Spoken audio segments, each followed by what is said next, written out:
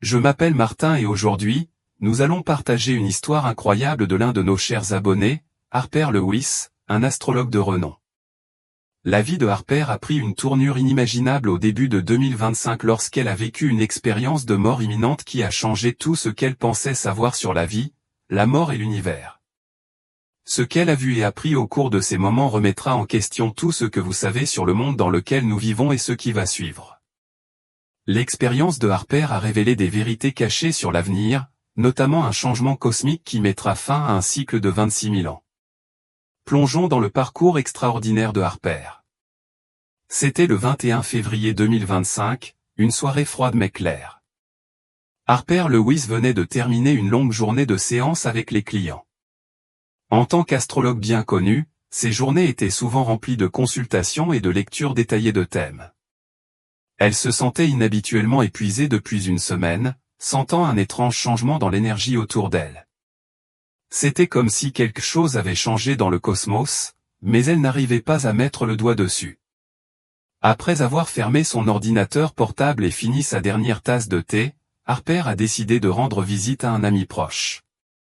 Le trajet était censé être court, seulement 15 minutes, mais quelque chose à propos de cette nuit-là était différent. Le ciel était plus sombre que d'habitude et les étoiles semblaient palpiter avec une intensité qu'elle n'avait jamais vue auparavant. C'était presque comme s'ils essayaient de lui dire quelque chose. Elle conduisait sur un tronçon de route familier lorsque cela s'est produit. Sorti de nulle part, un gros camion a fait un écart dans sa voie. Harper a eu juste le temps de voir les phares aveuglants avant l'impact. Le bruit du métal qui se tordait et du verre brisé remplissait ses oreilles tandis que la voiture quittait violemment la route.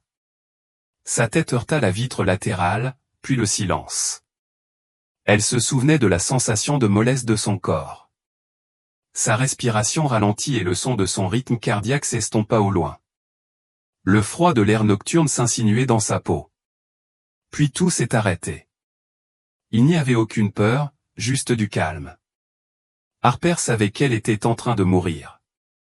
Au loin, elle entendait des voix étouffées. Les feux clignotants d'une ambulance clignotaient à travers ses paupières fermées. Les ambulanciers travaillaient sur son corps, mais Harper pouvait se sentir s'éloigner. Elle savait que quoi qu'il arrive, sa vie telle qu'elle la connaissait touchait à sa fin. Il n'y a pas eu de panique, seulement une capitulation. À ce moment-là, Harper ressentit une attraction incroyable, comme si une force invisible la soulevait hors de son corps. Elle pouvait tout voir d'en haut, l'épave tordue de sa voiture, les ambulanciers travaillant frénétiquement pour redémarrer son cœur et les lumières bleues et rouges clignotantes illuminant la route sombre. C'était surréaliste, comme regarder un film depuis l'extérieur d'elle-même. Puis, elle ressentit de la chaleur. Une douce lumière commença à l'entourer. C'était doux au début, puis il est devenu plus brillant jusqu'à ce qu'il remplisse tout son être. Elle se sentit attirée vers le haut, loin du corps brisé en dessous. Harper réalisa qu'elle traversait la frontière, laissant derrière elle le monde physique et entrant dans quelque chose de complètement différent. Harper se sentait flotter dans un espace en apesanteur, entouré de lumière pure. Ce n'était pas comme la lumière du soleil ou toute autre lumière artificielle qu'elle avait jamais vue. C'était vivant. La lumière semblait bourdonner d'énergie, rayonnant de chaleur et de paix. Elle n'avait pas peur, en fait, pour la première fois de sa vie, Harper se sentait complètement en paix. Alors qu'elle dérivait vers le haut, la scène en dessous d'elle commença à s'estomper. L'épave de la voiture, les feux clignotants et les ambulanciers frénétiques se sont estompés au loin jusqu'à ce que tout disparaisse. Tout ce qui restait était la lumière et le sentiment irrésistible d'amour et de paix qui l'entourait.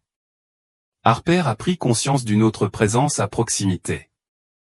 Au début, c'était subtil, un sentiment de chaleur et de reconnaissance. Puis, elle entendit une voix. Ce n'était pas bruyant, mais il portait à parts égales autorité et amour. Harper, dit la voix. Elle se tourna vers le son et vit une silhouette émerger de la lumière. C'était Jésus. Il n'y avait aucun doute dans son esprit. Sa présence rayonnait d'un amour et d'une compréhension si profond que les larmes lui remplirent les yeux, même si elle n'avait plus de corps physique. Jésus tendit la main et Harper se dirigea instinctivement vers lui. « Viens avec moi, dit-il doucement. » Harper lui prit la main et, instantanément, elle sentit une vague de chaleur et d'énergie la traverser. C'était comme si toute la douleur, la confusion et la peur qu'elle avait jamais ressentie avaient disparu en un instant. Alors qu'ils se déplaçaient dans la lumière, Harper remarqua des formes et des couleurs se former autour d'eux. Elle a vu des éclairs de sa vie, des moments de son enfance, des moments de joie et de douleur, et même des moments qu'elle avait oubliés. Mais il n'y a pas eu de jugement. Chaque erreur, chaque échec a été accueilli avec compréhension et compassion. Ensuite, Jésus parla à nouveau. « Vous n'êtes pas ici par hasard, a-t-il déclaré. Ce que je m'apprête à vous montrer ne concerne pas seulement votre vie, mais l'avenir de l'humanité. » Soudain, la lumière autour d'eux commença à changer. La chaleur et la paix demeuraient, mais Harper pouvait sentir un sentiment de gravité s'installer. Quelque chose d'important était sur le point d'être révélé. Harper se trouvait dans un nouvel endroit non pas au paradis, mais pas sur terre. Le sol sous ses pieds semblait scintiller et l'air était épais d'une lueur dorée. La lumière semblait venir de partout et de nulle part à la fois. Alors, Jésus s'est tourné vers elle et lui a dit, « Regardez. » L'air devant eux ondulait et Harper vit des visions se former, des images de la terre, des gens et des événements à venir. Elle aperçut une horloge cosmique massive, dont les aiguilles se déplaçaient rapidement vers minuit. La terre elle-même semblait vibrer de tension. Jésus a expliqué que le monde approchait de la fin d'un cycle cosmique de 26 000 ans, un changement qui entraînerait des changements massifs tant au niveau spirituel que physique. L'énergie de ce cycle touche à sa fin, a déclaré Jésus, et ce qui va suivre mettra à l'épreuve la foi de l'humanité. Harper a vu des scènes de personnes vivant dans un monde de technologie avancée. Elle a vu dans leurs mains de petits implants qui leur permettaient d'acheter de la nourriture et d'accéder à des informations. Les gens étaient connectés à ces systèmes au niveau biologique, mais ils n'ont pas réalisé le coût, cela ressemblerait à un progrès. Jésus a dit, mais ce sera la plus grande tromperie à laquelle l'humanité ait jamais été confrontée. Harper a alors constaté une grande division. Certaines personnes ont adopté cette nouvelle technologie. Ils semblaient à l'aise et contrôlés. D'autres l'ont rejetée et ont été exclus de la société. Les deux groupes vivaient dans des mondes séparés, l'un enveloppé dans un ordre artificiel et l'autre en difficulté, mais spirituellement éveillés. Ils devront choisir, a dit Jésus. Harper se tourna vers Jésus. Ses yeux étaient profonds et connaisseurs. Ils dégageaient un amour et une autorité si intense qu'elle se sentit trembler. « Seigneur, dit Harper, pourquoi me montrer ça? Parce que tu es l'un des élus, répondit Jésus, et tu dois le leur dire. Harper sentit son esprit trembler. Mais qui me croira? Ceux qui ont des oreilles pour entendre écouteront, a déclaré Jésus. Ensuite, Jésus lui en a montré davantage. Elle a vu à quel point les gens accepteraient volontiers cette technologie. Dans un premier temps, il offrirait des solutions aux problèmes, stabilité économique, soins de santé et sécurité. Mais cela se ferait au détriment du libre arbitre. Les implants finiraient par changer les pensées, les émotions et la conscience spirituelle des gens. Il deviendrait plus difficile pour eux d'entendre la voix de Dieu. Leur lien avec le Saint-Esprit s'affaiblirait. Mais ceux qui refusent seront protégés, a dit Jésus. Ils feront face à des difficultés, mais je serai avec eux. Jésus a posé sa main sur l'épaule de Harper. Il est temps pour toi de rentrer, dit-il. Mais comment puis-je partager ça? A demandé Harper. Dites la vérité, dit Jésus, et je m'occuperai du reste. Soudain, la lumière commença à faiblir et Harper se sentit tiré vers le bas. La prochaine chose qu'elle savait, c'est qu'elle était de retour dans son corps, à bout de souffle alors que les ambulanciers planaient au-dessus d'elle. Sa vie ne serait plus jamais la même. Après que Harper ait repris conscience, le souvenir de ce que Jésus lui avait montré est resté aussi vif que si cela venait de se produire. Dans les jours qui ont suivi son expérience de mort imminente, elle n'a pas pu se débarrasser de l'immense sentiment de clarté qui avait été gravé dans son esprit. On lui avait montré bien plus que l'avenir. Jésus lui avait révélé la vraie nature de la vie et de l'existence elle-même. Un soir, alors qu'elle était assise sur son lit et essayait de tout comprendre, les visions revinrent, non pas sous forme d'hallucination, mais sous forme d'éclairs de vérité spirituelle. Elle a vu comment chaque instant de sa vie avait été lié à un dessein plus grand. Chaque choix qu'elle avait fait, chaque échec et même les plus petits actes de gentillesse étaient tissés dans une tapisserie cosmique qui s'étendait au-delà du temps. Jésus lui avait montré des scènes de sa vie lors de leur rencontre. Elle se voyait comme une enfant assise seule sur la cour de récréation, se sentant abandonnée. Mais dans la vision, Harper pouvait voir ce qu'elle n'avait jamais vu auparavant, un ange assis à côté d'elle, la réconfortant, même lorsqu'elle ne pouvait pas le sentir. Elle a vu le moment où son père a quitté leur vie, laissant sa mère se débattre seule. À l'époque, Harper s'était sentie abandonnée par Dieu, mais maintenant elle voyait que Dieu était là, renforçant le cœur de sa mère et guidant les pas de Harper à travers la tempête. Harper a également montré comment les choix des autres s'étaient répercutés sur sa vie. Elle a vu comment un seul acte de gentillesse de la part d'un étranger, il y a des années, avait créé une réaction en chaîne qui a finalement conduit à une opportunité qui a changé sa vie. Une femme lui avait tenu la porte ouverte alors qu'elle était en retard pour un entretien universitaire. Si cette porte s'était fermée, elle aurait complètement raté l'entretien. Mais parce qu'elle avait réussi à temps, elle a été acceptée dans le programme qui a finalement façonné sa carrière d'astrologue. Jésus avait expliqué que rien n'était aléatoire. Chaque rencontre, chaque défi et chaque moment de joie ont été soigneusement orchestrés dans le cadre de la structure spirituelle de l'existence humaine. Il lui a montré que la souffrance humaine n'était pas une punition, mais un catalyseur de croissance. Les défis étaient des opportunités pour l'âme de dépasser ses limites et de s'aligner plus étroitement sur la vérité divine. Ensuite, Jésus a révélé quelque chose de plus profond, le but collectif de l'humanité. Harper a vu comment les êtres humains ont été créés pour être des conduits de lumière et d'amour divin. Leur objectif n'était pas seulement de survivre ou d'accumuler du succès matériel, il s'agissait de grandir spirituellement, de se reconnecter avec le divin et d'éveiller les autres à leur vraie nature. On lui a montré comment chaque âme humaine porte un morceau de l'essence de Dieu. Lorsque les gens vivent en harmonie avec cette nature divine par l'amour, la vérité et le service, ils deviennent de puissants phares de lumière. Mais lorsqu'ils s'en détournent par avidité, haine et peur, ils se fragmentent spirituellement. Jésus lui avait dit que le changement à venir en 2025 faisait partie d'un plan cosmique plus vaste. L'humanité approchait d'un tournant, d'un test final qui déterminerait s'ils s'éveilleraient à leur potentiel divin ou tomberaient dans les ténèbres spirituelles. Harper s'est rendu compte que sa vie et celle des autres n'étaient pas insignifiantes. Chaque pensée, chaque mot et chaque action comptaient.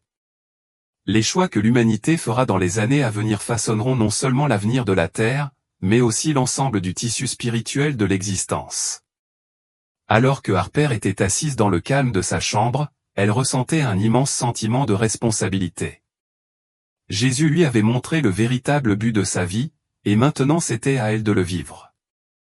Une semaine après son expérience de mort imminente, Harper a commencé à ressentir une étrange sensibilité à l'énergie.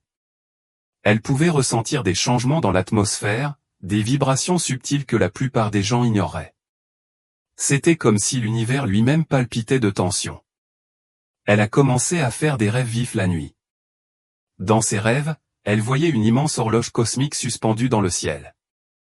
Ses mains avançaient rapidement, se rapprochant d'une échéance invisible. Parfois, l'horloge se brisait et se dissolvait dans la lumière. D'autres fois, il éclatait dans une obscurité chaotique.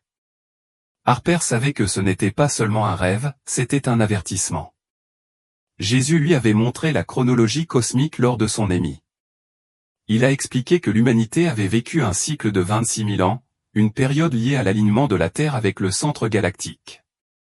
Ce cycle a influencé la conscience humaine, l'évolution spirituelle ainsi que l'essor et la chute des civilisations.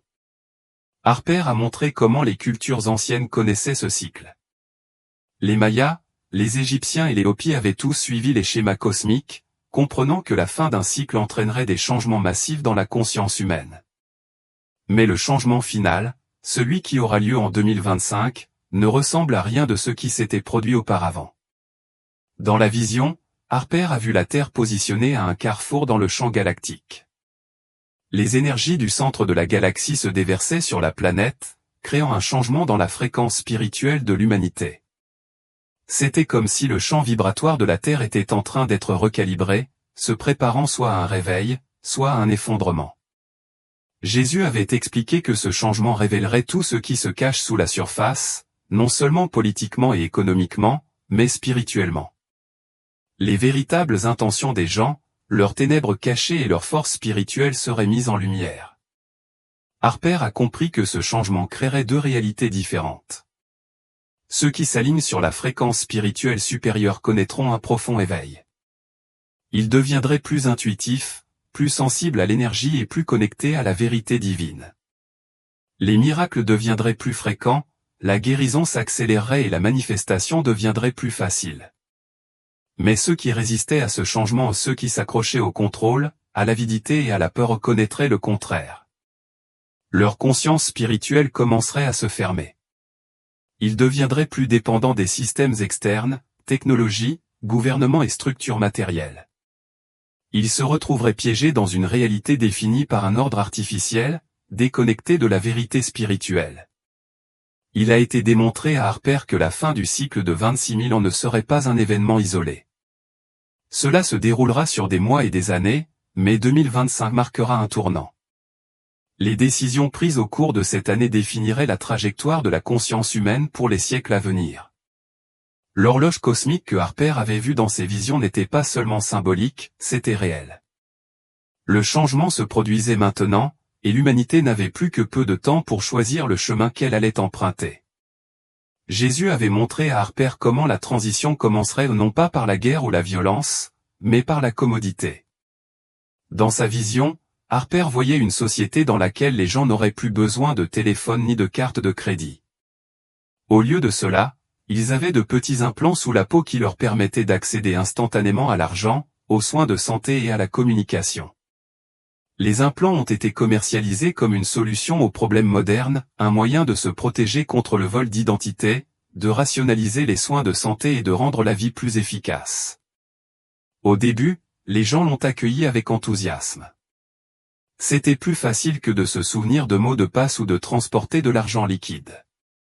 Les banques et les gouvernements l'ont encouragé, et même les églises l'ont accepté, affirmant qu'il s'agissait simplement de technologie et non de spiritualité. Mais Harper a vu les conséquences spirituelles. L'implant était plus qu'un simple outil, c'était une connexion directe à un système de contrôle. Cela a modifié la chimie du cerveau, rendant les gens plus influençables, plus dociles. Des signaux subtils étaient transmis par l'implant, influençant les pensées, les émotions et même les croyances. Ceux qui ont accepté l'implant ont commencé à ressentir des changements. Ils sont devenus plus dépendants du système. La prière semblait plus difficile, l'intuition affaiblie et leur lien avec Dieu semblait s'estomper. Jésus avait expliqué que l'ennemi ne forcerait pas l'humanité à entrer dans ce système, il les séduirait. La tromperie serait subtile et progressive. Il serait présenté comme un progrès, une voie vers un monde meilleur. L'ennemi sait que mon peuple rejetterait un mal flagrant, avait dit Jésus. Il vient donc comme un ange de lumière, offrant confort et sécurité. À mesure que la vision de Harper se poursuivait, elle voyait comment le système allait évoluer. Les implants deviendraient plus sophistiqués et finiraient par fusionner avec le système nerveux humain. Les gouvernements diraient qu'il s'agissait d'améliorer la santé publique et de prévenir les maladies. Les banques diraient que c'était pour sécuriser les systèmes financiers. Les entreprises diraient que c'était pour accroître leur efficacité. Mais Jésus a montré la vérité à Harper, il s'agissait de contrôle. Les porteurs de l'implant pourraient être suivis en temps réel, leurs émotions pourraient être ajustées chimiquement et leurs pensées pourraient être influencées. Ceux qui refuseraient se verraient refuser l'accès à la société. Ils ne pourraient pas travailler, acheter de la nourriture ou accéder aux soins de santé. Harper a vu les familles divisées sur la décision. Elle a vu des églises se séparer. La marque n'était pas seulement physique, c'était spirituel. Harper a vu comment l'introduction de l'implant diviserait l'humanité en deux groupes distincts, ceux qui l'acceptaient et ceux qui le rejetaient. La scission n'était pas seulement politique ou sociale, c'était spirituel. L'implant était plus qu'une avancée technologique, cela comportait une conséquence spirituelle cachée qui modifiait la nature même de la conscience humaine. Au début, l'implant était présenté comme une solution aux problèmes du quotidien. Les gens qui l'accepteraient trouveraient la vie plus facile. Les transactions se sont déroulées sans problème. Les soins médicaux sont devenus instantanés et prédictifs. Les voyages sont devenus plus simples sans avoir besoin de pièces d'identité ou d'argent liquide. Les gens se sentaient plus en sécurité et connectés au système mondial. Mais sous la surface, quelque chose était en train de changer. Harper a vu comment l'implant influence subtilement les émotions et les pensées des gens. Ceux qui l'acceptèrent commencèrent à perdre leur sens de la conscience spirituelle. Ils sont devenus plus dociles, moins questionnants. Leur capacité à discerner la vérité spirituelle a commencé à s'éroder. Dans cette vision, Harper a vu comment les conversations entre amis et en famille ont changé. Des personnes autrefois réfléchies et indépendantes ont commencé à répéter des réponses écrites. Leurs émotions semblaient mesurées et contrôlées. Ils sourirent, mais la lumière derrière leurs yeux avait disparu. Harper a vu des familles s'asseoir pour les repas, mais au lieu d'une conversation significative, elles recevaient des invites subtils via leurs implants. Leurs pensées ne leur appartenaient plus entièrement. Le système suggérait de quoi parler, quoi manger, et même comment se sentir. Les enfants élevés avec l'implant ne connaissaient rien de différent. Pour eux, cette guidance artificielle leur paraissait normale. Pendant ce temps, ceux qui ont rejeté l'implant se sont heurtés à une résistance croissante. Au début, c'était juste une pression sociale. On les traitait de paranoïaques, de dépassés, de résistants au progrès. Puis ça a dégénéré. Les systèmes financiers ont été mis à jour pour fonctionner uniquement avec l'implant. Les employeurs ont commencé à l'exiger pour accéder à des installations sécurisées. Les écoles l'ont rendu obligatoire pour l'inscription des étudiants. Les prestataires de soins de santé ont refusé de soigner ceux qui n'en avaient pas.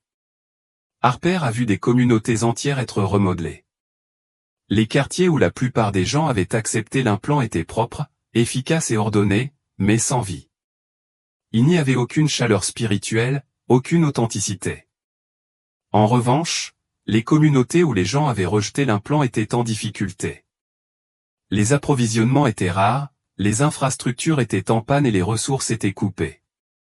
Mais Harper pouvait voir la lumière émaner des gens de ces communautés. Ils m'ont choisi, avait dit Jésus. Dans la vision, Harper voyait des gens se rassembler en petits groupes. Ils ont prié ensemble, se sont soutenus mutuellement et ont partagé leurs ressources. Leur lien avec Dieu est devenu plus fort. Comme le monde extérieur les rejetait, ils n'avaient pas accès à la technologie moderne, mais ils étaient profondément connectés au divin.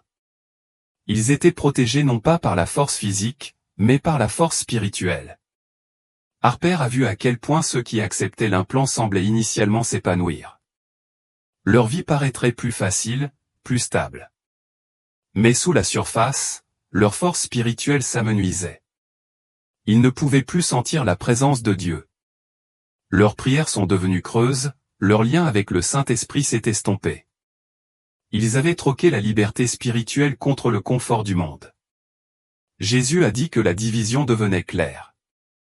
Ceux qui portaient l'implant ont été intégrés au système.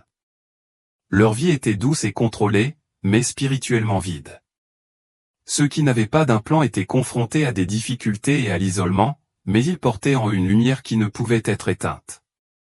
Un groupe de personnes, les élus, refuserait de se soumettre au système. Ces personnes seraient des phares de lumière dans l'obscurité grandissante. Harper a vu ces élus dans sa vision. Ce n'étaient pas des célébrités ou des dirigeants puissants. C'étaient des gens ordinaires enseignants, agriculteurs, infirmières, jeunes adultes et même enfants, mais ils portaient une force intérieure extraordinaire. Leur conscience spirituelle s'est accrue. Ils ont senti la tromperie derrière l'implant et ont refusé de participer, même si cela leur coûtait tout. Jésus avait dit à Harper que ces élus avaient été spirituellement préparés pour ce moment bien avant leur naissance. Leurs âmes portaient le souvenir de la sagesse ancienne, la connaissance de la vérité de Dieu. Ils avaient été placés sur terre à ce moment précis pour aider les autres à comprendre la tromperie. Harper a vu comment les élus fonctionnaient. Ils se rassemblaient tranquillement dans les maisons et les lieux cachés. Ils ont prié ensemble et ont reçu la direction directe du Saint-Esprit. Leur rassemblement n'était pas nombreux, juste une poignée de personnes à la fois, mais la puissance de leur prière créait des vagues qui affectaient l'atmosphère spirituelle. Ils n'auront pas de force physique, dit Jésus, mais ils auront une autorité spirituelle. Dans la vision, Harper a vu comment les élus accomplissaient des miracles. Ils imposaient les mains aux malades et les guérissaient. Ils multipliaient la nourriture en cas de pénurie. Ils pouvaient instantanément discerner la vérité des mensonges. Leur lien avec Dieu était si profond qu'ils pouvaient recevoir des révélations directes et des avertissements sur les prochains mouvements de l'ennemi. Harper a vu comment l'ennemi ciblait ses élus. Les gouvernements les ont qualifiés d'extrémistes dangereux.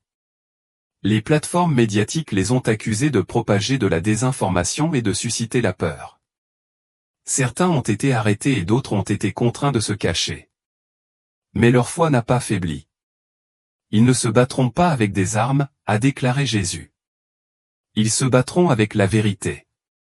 Les élus n'essayaient pas de renverser les gouvernements ou de perturber la société. Ils refusaient tout simplement de se conformer au système. Ils ont rejeté l'implant, ont refusé de participer au système économique mondial et ont vécu entièrement en dehors de la technologie moderne. Harper a vu à quel point les élus ont inspiré les autres. Leur force, leur paix et leur autorité spirituelle attiraient les autres vers eux. Les personnes qui avaient initialement accepté l'implant ont commencé à le remettre en question. Certains ont même réussi à réparer les dégâts en se tournant vers Dieu dans la repentance. La lumière des élus dévoilera les ténèbres, a déclaré Jésus, mais beaucoup refuseront de le voir. Harper avait montré que l'implant n'était pas seulement une question de technologie. Cela faisait partie d'une guerre spirituelle plus profonde. Le but ultime de l'ennemi n'était pas de contrôler le comportement humain, c'était pour contrôler les âmes humaines. Dans cette vision, Harper a vu la dimension spirituelle derrière le monde physique. Des silhouettes sombres se déplaçaient à travers les villes, des entités semblables à des ombres qui s'attachaient aux personnes qui avaient accepté l'implant. Ces entités se nourrissaient de peur, de ressentiment et de vide spirituel.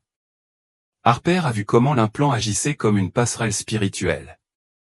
Une fois que les gens l'ont accepté, les forces obscures pourraient influencer plus facilement leurs pensées et leurs émotions. L'implant agissait comme un verrou spirituel, scellant la conscience des gens loin de la présence de Dieu. Au début, les effets étaient subtils. Les gens se sentaient moins enclins à prier. Leurs pensées se sont davantage concentrées sur la réussite matérielle et la commodité. Ils se sentaient plus calmes, mais c'était un calme artificiel, produit par le système régulant leurs émotions. Puis cela s'est approfondi. Le désir de rechercher la vérité spirituelle s'est évanoui. Les gens ont commencé à perdre leur capacité à ressentir de l'empathie. Leur boussole morale s'est déformée. Le bien et le mal sont devenus flous à mesure que le SST dictait ce qui était acceptable. Harper a vu à quel point les églises ont été touchées. Ceux qui ont accueilli favorablement l'implant ont vu leur congrégation grandir, mais le culte était creux. Les enseignements sont devenus davantage axés sur la justice sociale, la réussite personnelle et la tolérance, mais dépourvus de pouvoir spirituel. Leurs lèvres parlent de moi, dit Jésus, mais leur cœur est loin de moi. Pendant ce temps, les élus étaient ciblés spirituellement. Harper a vu des attaques démoniaques contre leur esprit et leurs émotions, la dépression, la peur et la confusion étaient les armes utilisées contre eux. Mais quand ils priaient et cherchaient Dieu, les attaques se dissipaient. La lumière qui les entourait était impénétrable lorsqu'ils se tenaient dans la foi. Jésus avait montré à Harper que cette guerre pour les âmes était le véritable objectif de l'implant. L'ennemi savait que s'il pouvait rompre le lien entre les gens et Dieu, il pourrait les contrôler complètement. Malgré l'obscurité croissante, Harper a vu une vague parallèle de réveil. À mesure que la tromperie se répandait, de plus en plus de gens commençaient à sentir que quelque chose n'allait pas. Dans cette vision, Harper a vu comment les éveils spirituels allaient commencer à se multiplier. Des gens qui n'avaient jamais été religieux ont commencé à avoir des rêves et des visions. Ils se sentaient appelés à la prière et à la méditation. Des guérisons miraculeuses ont commencé à se produire spontanément. Harper a vu de jeunes enfants recevoir des messages de Dieu. Les adolescents ont commencé à se détourner du système et à rechercher la vérité. Même les personnes qui avaient initialement accepté l'implant ont commencé à le remettre en question lorsqu'elles ont réalisé à quel point cela affectait leur état spirituel. Jésus avait dit à Harper que ce réveil faisait partie du plan final. La lumière deviendrait plus forte à mesure que l'obscurité s'approfondissait. L'humanité serait obligée de faire un choix final, suivre le système ou faire entièrement confiance à Dieu. Le réveil ne s'est pas limité à un seul pays ou à un seul groupe religieux. C'était mondial. Harper a vu des gens de toutes races et de toutes origines se rassembler dans la prière et l'unité. La lumière se répandait. L'expérience de Harper a révélé que l'humanité se trouve à la croisée des chemins spirituels. Les choix faits en 2025 définiront l'avenir de la conscience humaine pour les générations à venir. La tromperie sera subtile, masquée sous le nom de progrès et de commodité, mais le coup spirituel sera profond. Ceux qui choisissent de résister feront face à des défis, mais ils seront guidés et protégés par la lumière divine. Le message de Harper est clair, restez spirituellement éveillés, faites confiance à votre connexion avec Dieu et résistez à tous ceux qui cherchent à altérer la nature divine de votre âme. Le réveil a commencé et le moment est venu de choisir.